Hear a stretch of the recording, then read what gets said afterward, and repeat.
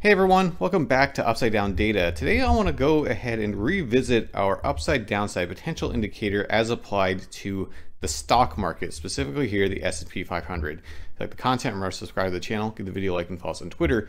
A lot of updates, better indicators and more over there. So I've made some videos applying the UDPI to the S&P 500 in the past. This analysis is a little bit different from what I've shown before. So the first thing that's a little bit different here is that I've included all of the data of the S&P 500. So in those previous videos, I would look at just from basically the end of World War II through to today, because that's kind of where this big, uptrend in the stock market really started, when you look at it on a log chart. But I wanted to do an analysis that included all the data, because generally speaking, models are better when they have more rather than less data to work with. So that's what I've done here. So I have data all the way back from the late 1800s through today. This is also the weekly chart instead of the monthly chart, which is what I had shown in the past. So you can see is that it does a good job looking across all the data, right? Even with the extremity, the kind of the craziness of this the Great Depression and the run-up before that, it actually is able to kind of handle that quite well and put things into context quite well.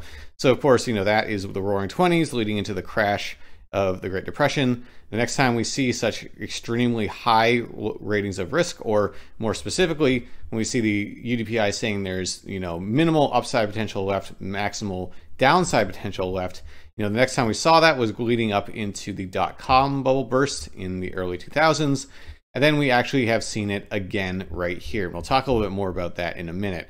And then just to point out the opposite, we also see that at these bottoming points in the market, UDPI also tends to flash pretty deep green. And so that's also something to note, that it seems to be doing a pretty good job on both sides.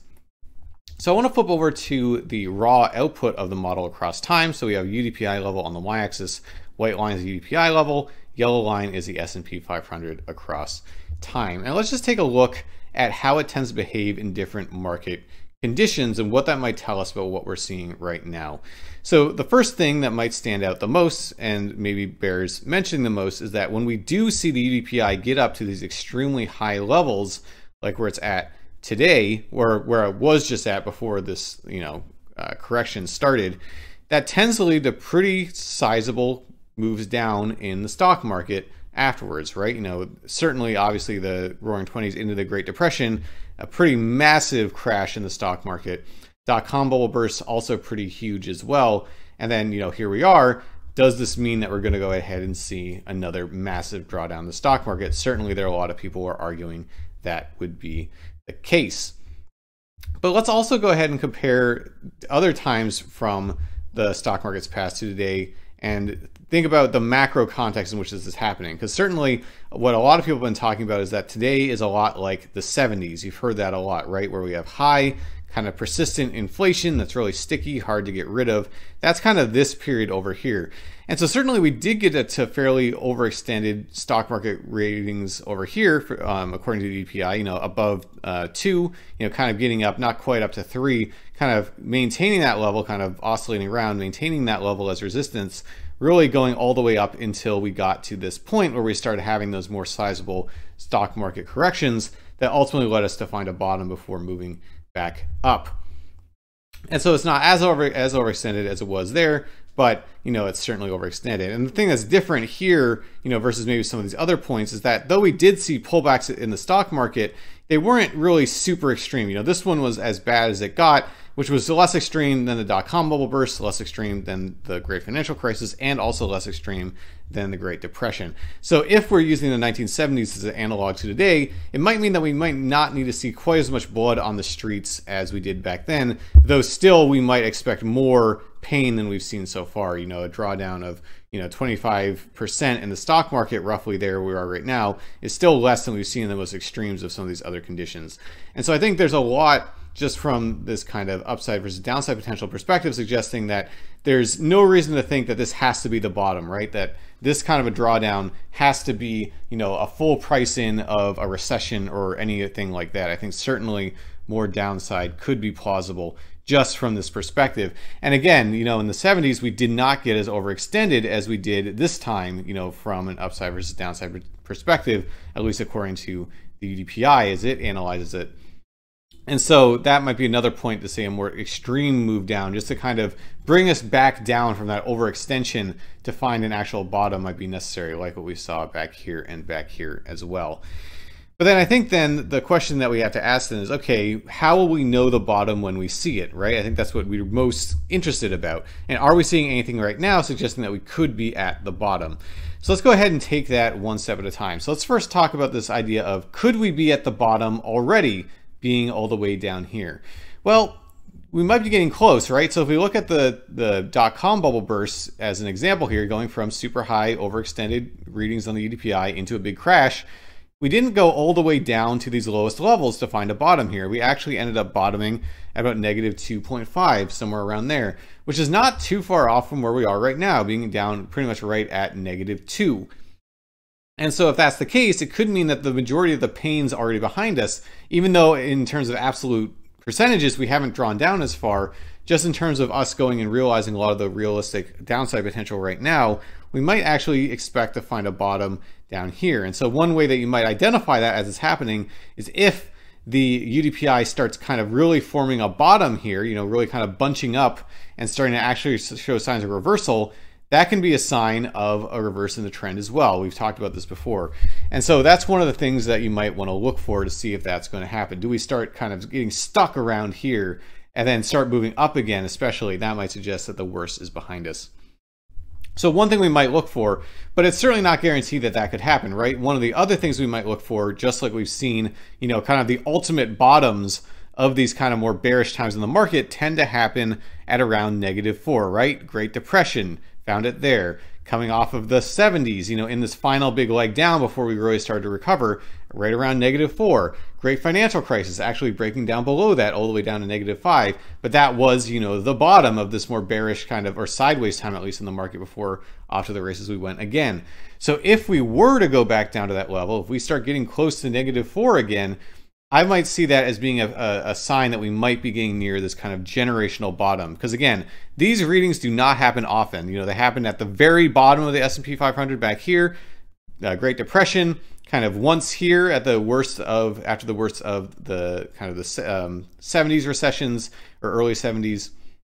We saw it again, over here when we had a kind of a final correction before really shooting off to the upside over here. And then, of course, the Great Financial Crisis. So if history is any indication, if history has any predictive ability of the future, if these trends are going to continue into time, these trends that have existed now for well over 100 years, then it would suggest to me that if we do hit a rating of -4 in that ballpark, that might be getting close to that generational bottom. And certainly anyone who was acquiring risk assets in these times was very happy to do so. So, obviously nothing in life is guaranteed. And so it could be, and there's some people arguing this, that we're entering into a fundamentally different part or kind of place in, world history right now, with inflation being as bad as it is, with these wars, with shortages of commodities, with energy shortages, etc., that maybe everything goes out the window. And that's possible. Not really my base case, though. I think that with this much data behind us, getting to that level again is certainly something to pay attention to. And so if we're talking about diagnosticity of a signal, how much it's likely to actually be signaling the end of the pain or being near the end of the pain, I personally would take a reading of -4 quite seriously. Obviously not financial advice, you should make your own decisions about how to interpret a data point like that, but I would see that as being something to very much pay attention to. We're not there yet, but we could be getting close. And so then also to talk about what this might mean for crypto, because I think that's also what viewers of this channel probably care about a lot as well. What you'd probably expect in what's been the case is that generally speaking, crypto and stock market has been highly correlated so far. The correlation's been a little bit weaker in recent months, but generally speaking, they've been quite correlated. So there's probably reason to expect that as long as the stock market is in free fall or is crashing, moving down, that crypto isn't going to be able to just shoot off to the upside in that type of environment. And so I would kind of see a reading down here on the UDPI not only as being bullish for the stock market, but it could also be rocket fuel for crypto, where if we suddenly get a reversal in sentiment and people really getting a more risk-on appetite, that could mean a lot of money could flow into crypto. There's a lot more, on-ramps for institutions and just for retail now than there has really ever been for crypto, that really could shoot things up to the upside. And so I would see that as being a potentially very bullish signal. And remember, if we got there, that would probably mean we've seen more pain in the stock market at that point. Everyone's going to be bearish in that scenario. Everyone's going to be calling for lower prices. Everyone's going to be extremely bearish.